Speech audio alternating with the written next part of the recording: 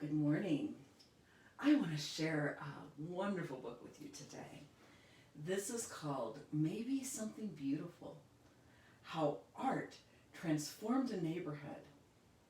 It's by F. Isabel Campoy and Teresa Howell, and it's illustrated by Rafael Lopez. And I wanted to share this one with you because art is something that has really transformed the way we think about our church. We have art in our church. We have stained glass windows, but we also have 3 professional artists in our church. 3 people who do this because this is what they do. And they create art. And I know a lot of you create art too. So let's hear this story about how art transformed a neighborhood.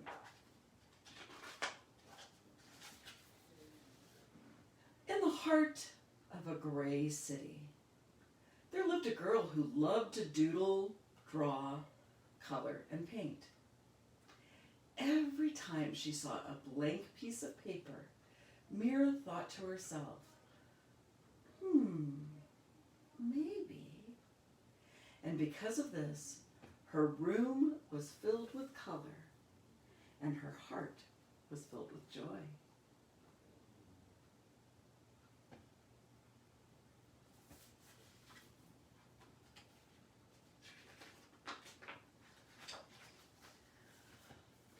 On her way to school one day, Mira gave a round apple to Mr. Henry, the owner of the shop down the street. She gave a flower to Ms. Lopez, the lady with sparkling eyes.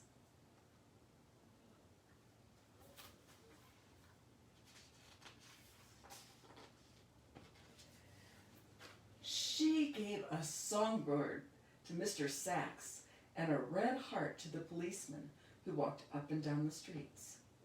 On her way home, Mira taped a glowing sun onto a wall hiding in the shadows. Her city was less gray, but not much.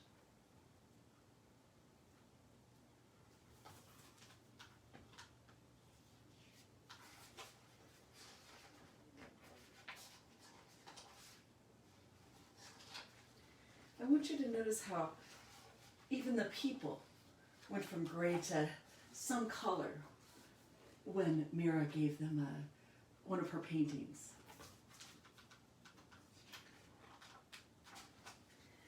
The next day, Mira saw a man with a pocket full of paintbrushes. He gazed at the wall. He looked at her son.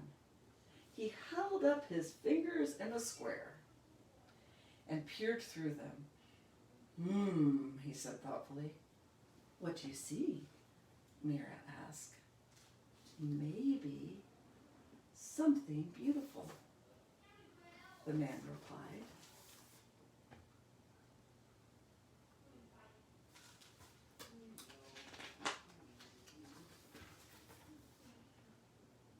And just like that, he dipped the brushes in paint. Bam! Pow! The shadows scurried away. Sky blue cut through the gloom. The man's laughter was like a rainbow spreading through the city.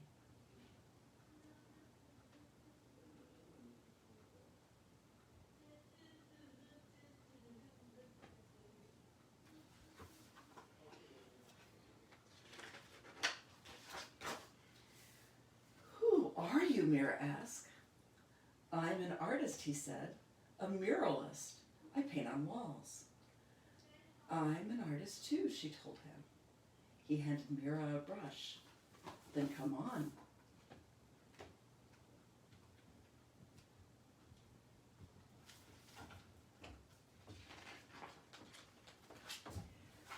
Mira dipped it in the loudest color she saw. Yowee! The wall lit up like sunshine.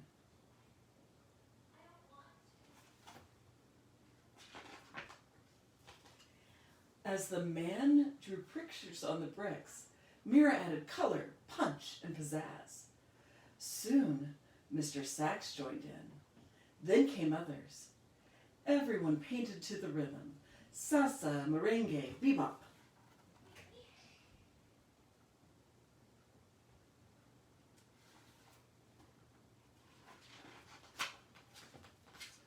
Mira's mama painted and danced the cha-cha-cha.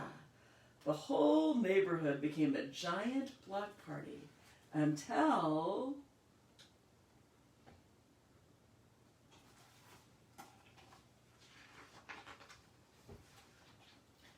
the policeman walked up. "Excuse me," he said. The music stopped. Mira put her brush down. They were surely in trouble. The officer cleared his throat, then paused. "May I paint with you?" he asked.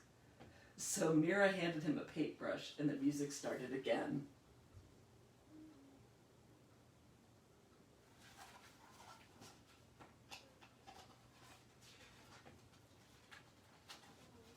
Teachers and papas joined in, babies too. Mira and the man handed out brush after brush.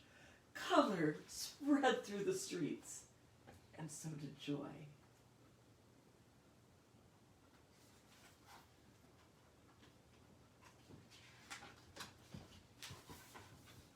Wherever Mira and the man went, art followed like the string of a kite. After they colored the walls, they painted utility boxes and benches. They decorated sidewalks with poetry and shine, and everyone danced. Together, they created something more beautiful than anyone had imagined.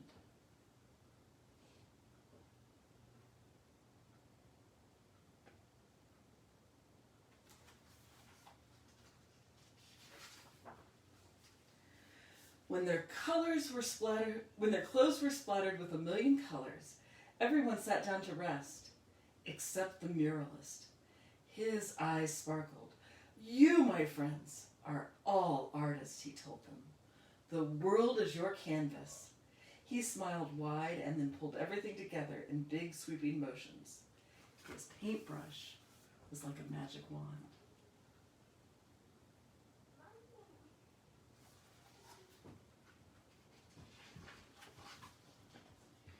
When he was finished, Mira added one more bird way up in the sky. Maybe, she thought, just maybe.